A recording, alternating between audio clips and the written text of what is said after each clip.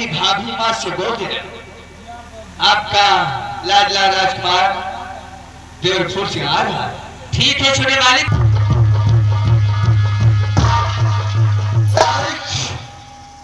इतनी रात को अचानक कौन ऐसा काम पर गया भाभी माँ ने हमें याद किया है। वो मेरी भाभी की माँ है, इसलिए उसकी बताइएगा मुझे और चला होगा। चलता देखता हूँ हॉस्पिटल कोई बात हुआ या तो भाभी की तबीयत चलता हूँ, नहीं तो भाभी माँ के नजरों से मैं खींच चला।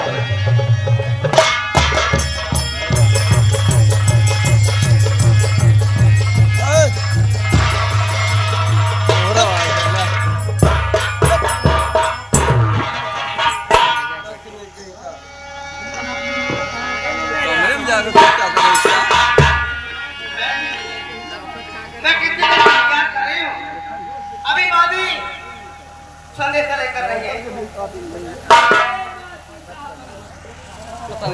महाराज जी क्या बात तो ठीक है, छोटे मालिक आ रहे हैं। अरे जी हाँ, अब हमें क्या करना होगा फटाफट काम बताओ।